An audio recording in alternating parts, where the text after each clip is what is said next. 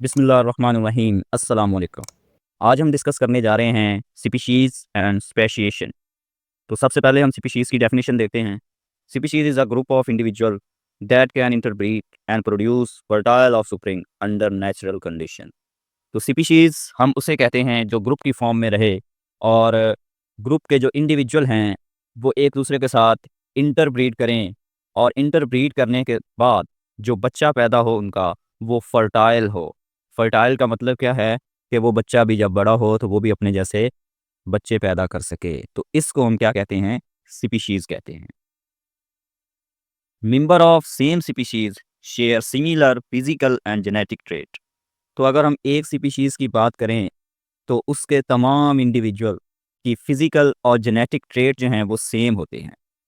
For example अगर हम बात करते हैं जी इंसान की, ह्यूमन बीइंग की बात करें तो आप देखेंगे कि सारे इंसान दुनिया के अंदर जितने भी इंसान हैं उनके अंदर जो करैक्टर हैं, फिजिकल जो करैक्टर हैं वो सेम होते हैं। फेस सेम नहीं होते, करैक्टर सेम होते हैं। करैक्टर से मुराद क्या है? अगर आप मेल की बात करें तो मेल के पास बियर्ड होती है, तो तमाम मेल के पास बियर्ड होगी।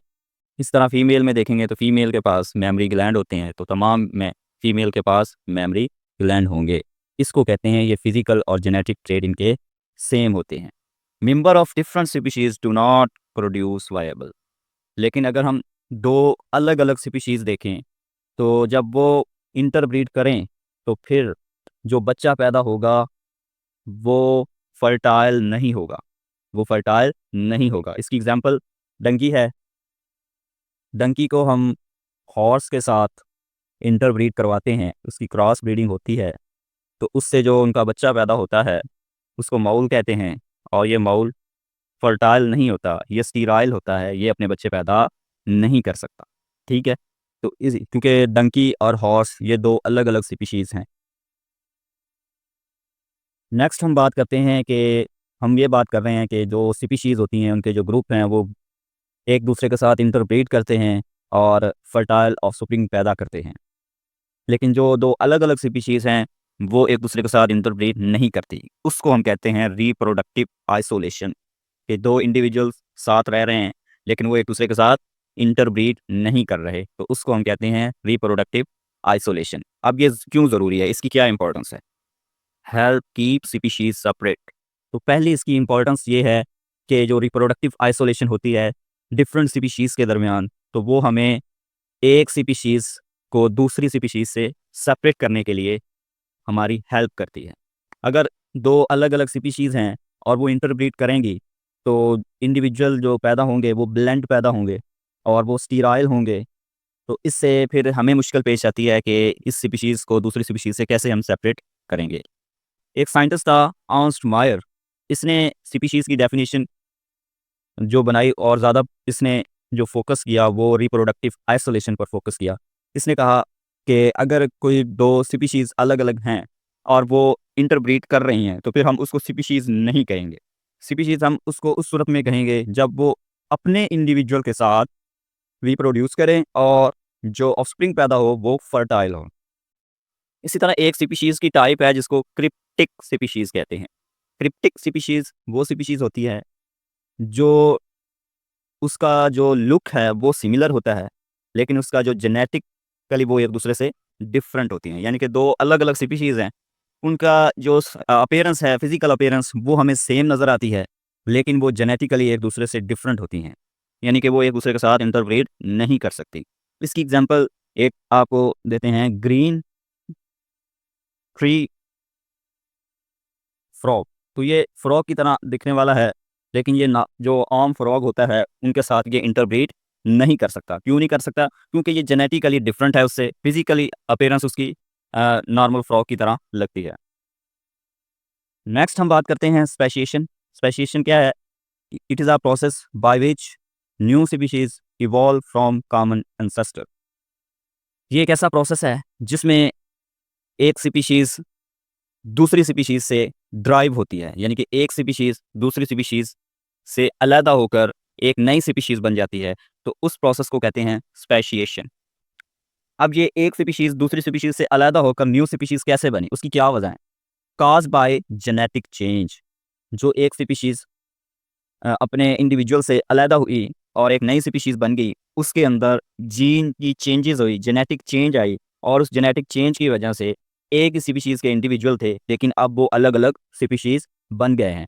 जैसे ही जेनेटिक चेंज आएगी तो उसमें सबसे पहले क्या होगी, रिप्रोडक्टिव आइसोलेशन होगी। यानी कि एक ही स्पीशीज़ के इंडिविजुअल थे, एक इंडिविजुअल उस स्पीशीज़ से अलहदा हुआ, अपने ग्रुप से अलहदा हुआ, तो उसके अंदर जेनेटिक चेंज आ गई। उस जेनेटिक चेंज आने की वजह से अब वो अपने ग्रुप से टोटली डिफरेंट होगा और अपने ग्रुप के साथ ये इंटरब्रीड नहीं कर सकता। उसको हम कहते हैं रिप्रोडक्टिव आइसोलेशन। आगे इसकी 4 टाइप्स हैं, वो हम डिस्कस करते हैं। सबसे पहले एलोपैट्रिक स्पेसिएशन। एलो का मतलब होता है अदर, पैट्रिक कहते हैं प्लेस को। तो इसका क्या मतलब है कि फॉर एग्ज़ाम्पल हम बात करते हैं, ये एक एरिया है और इसके अंदर ओरिजिनल पॉपुलेशन है, यानी कि स्पीशीज़ के इंडिविजुअल इकट्ठे रह रहे थे एक एरिया के अंदर। अब उसमें से कुछ इंडिविजुअल क्या हुए, कुछ इंडिविजुअल न्यू एरिया में चले गए, यानी कि यहाँ पर आ गए, न्यू एरिया में आ गए। यहाँ पे कुछ इंडिविजुअल न्यू एरिया में आ गए। अब इस एरिया का एनवायरनमेंट अलग है, एरिया का एनवायरनमेंट अलग है और जिस एरिया में वो आए हैं, उनका एनवायरनमेंट अलग है। अब ये अपने आप को इस तरह से डेवलप करेंगे कि इस एनवायरनमेंट में सर्वाइव कर सकें, इस एरिया के एनवायरनमेंट में सर्वाइव कर सकें। जैसे ही इन्होंने अपने आप को डेवलप किया, तो अब ये ओरिजिनल पॉपुलेशन यानी इनसे टोटली डिफरेंट हो गए। अब अगर हम इस एरिया के इंडिविजुअल को दोबारा ओरिजिनल एरिया में लेकर जाएँ, तो ये अब इनके साथ इंटरब्रीड नहीं कर सकेंगे। क्यों नहीं कर सकेंगे? क्योंकि उनके अंदर अब जेनेटिक चेंज आ गई है। अब उनके अंदर जेनेटिक चेंज आने की वजह से वो अलग स्पीशीज़ बन गए हैं, ये अलग स्पीशीज़ बन गए हैं। तो 2 अलग-अलग स्पीशीज़ कभी भी इंटरब्रीड नहीं कर सकती। तो इस वजह से इस स्पेसिएशन को कहते हैं एलोपैट्रिक स्पेसिएशन। अच्छा, अब ये किस वजह से हुई? Caused by geographical barrier separating the population. इसकी मेन वजह क्या हुई? एरिया चेंज हुआ, जियोग्राफिकल एरिया चेंज हो गया और उस चेंज होने की वजह से जो न्यू पॉपुलेशन बनी वो ओरिजिनल से टोटली डिफरेंट बन गई। Population evolve separately and can't interbreed. तो फिर ये न्यू जो पॉपुलेशन बनी वो ओरिजिनल के साथ इंटरब्रीड नहीं कर सकेंगी। इसकी एग्जांपल है डार्विन फिंचेस। डार्विन ने गैलापेगोस आइलैंड पे 13 फिंचेस को डिस्कवर किया। उसने क्या कहा? उसने ये कहा कि जो ये 13 फिंचेस हैं, ये पहले सब गैलापेगोस आइलैंड पर रहती थी। फिर उसके बाद ये डिफरेंट एरिया में चली गई और उस एरिया के हिसाब से अपने आप को इन्होंने अडैप्ट किया। तो फिर ये ओरिजिनल जो गैलापागोस के अंदर फिंचेस रही थी, उनसे टोटली डिफरेंट हो गई। तो इसलिए जब वो टोटली डिफरेंट होगी तो वो इंटरब्रीड एक दूसरे के साथ नहीं कर सकती, यानी कि गैलापागोस आइलैंड वाली जो फिंचेस हैं, उनके साथ ये इंटरब्रीड नहीं कर पाएंगी। ठीक है? इसी तरह हमने इस डायग्राम में भी एक्सप्लेन किया है कि ये ओरिजिनल पॉपुलेशन है। जियोग्राफिकल सेपरेशन हुई, यानी कि दोनों का एरिया जो है वो चेंज हो गया with the passage of time. क्योंकि एरिया चेंज हुआ तो वो एक दूसरे के साथ इंटरब्रीड नहीं कर रही।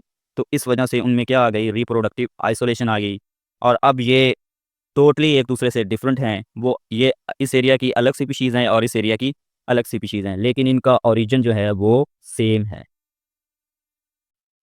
पेरीपैट्रिक स्पीशीज़, पेरी का मतलब होता है अराउंड। इसमें क्या है कि small group split of and evolve quickly. यानी कि अब ये एक एरिया है, इसके अंदर ओरिजिनल पॉपुलेशन है। इनमें से कुछ मेंबर जो हैं ओरिजिनल पॉपुलेशन के, वो किसी आइलैंड में चले गए। कहाँ चले गए? आइलैंड में चले गए। लेकिन वो आइलैंड बिल्कुल इस ओरिजिनल एरिया के करीब ही है। ठीक है? जैसे ही वो किसी आइलैंड पे गए, आइलैंड का एनवायरनमेंट अलग है, ओरिजिनल एरिया का एनवायरनमेंट अलग है। तो इन्होंने फिर अपने आप को आइलैंड के एनवायरनमेंट के मुताबिक अपने आप को ढालना है। जैसे ही ये अपने आप को अडैप्ट करेंगे आइलैंड के एनवायरनमेंट के मुताबिक, तो फिर ये ओरिजिनल पॉपुलेशन से टोटली डिफरेंट हो जाएंगे। अगर इनमें से कोई एक इंडिविजुअल हम दोबारा ओरिजिनल पॉपुलेशन में लेकर आएंगे, तो ये ओरिजिनल पॉपुलेशन के साथ इंटरब्रीड नहीं करेंगे। तो इनके दरमियान क्या हो जाएगी? रिप्रोडक्टिव आइसोलेशन हो जाएगी। तो इसका मतलब क्या है कि ये आइलैंड वाली जो मेंबर थे वो अलग स्पीशीज़ बन गए और ओरिजिनल पॉपुलेशन वाले जो मेंबर थे वो अलग स्पीशीज़ बन गए। इसको हम कहते हैं पेरीपैट्रिक स्पीशीज़ और इसकी एग्जांपल है island species from small founding population. Next है पैरापैट्रिक स्पेशिएशन। पैरा का मतलब होता है बिसाइड्स, यानी कि साथ साथ। Population live next to each other in different environment. अब यहाँ पे क्या है कि आपके पास ये ओरिजिनल पॉपुलेशन है, एक ही एरिया में रह रहे हैं। इनमें से कुछ इंडिविजुअल क्या होंगे कि कह लें, फॉर एग्जांपल हम बात करते हैं कि ये आपके पास एक ओरिजिनल एरिया है और इस एरिया को आप कंसीडर करें कि ये एक ग्राउंड है। क्या है? ये एक ग्राउंड है जिसमें ग्रास लगी हुई है। अब ये ग्राउंड का एक एज कह लें कि यहाँ पे ये जो एज है ये मॉइस्ट है, यानी कि ये हर वक्त नमी में रहता है, गीला होता है। इसकी जो मिट्टी है वो मॉइस्ट है, गीली है। लेकिन दूसरा एज है, उसकी मिट्टी क्या है, वो ड्राई है, हर वक्त ड्राई रहती है। अब इन दोनों एरिया में एक ही ग्रास थी, उसका नाम है एंथोजेंथम ओडारेटम। ठीक है, ये ग्रास दोनों इलाकों में एक ही ग्रास थी। जो ड्राई एरिया में ग्रास है उसने अपने आप को इस तरह से डेवलप किया कि वो ड्राई इन्वायरमेंट को बेयर करेगी। जो वेट एज वाली साइड पे ग्रास है तो वो अपने आप को डेवलप करेगी मॉइस्ट एरिया में रहने के लिए। तो अब आप देखें, एक ड्राई में रह रही है, एक वेट में रह रही है, तो इससे क्या होगी कि ये अब एक दूसरे से आइसोलेट होगी। ये अलग स्पीशीज़ बन जाएंगी, ड्राई वाली और मॉइस्ट वाली अलग स्पीशीज़ बन जाएंगी। अब इनके दरमियान ब्रीडिंग नहीं होगी। क्यों नहीं होगी? क्योंकि ये अलग इन्वायरमेंट में रह रही है, ये अलग इन्वायरमेंट में रह रही है। दोनों का इन्वायरमेंट अलग है। इन्वायरमेंट अलग होने से इन दोनों में रिप्रोडक्टिव आइसोलेशन हो गई और ये अलग अलग स्पीशीज़ बन गई। इसको हम कहते हैं पैरापैट्रिक स्पेशिएशन।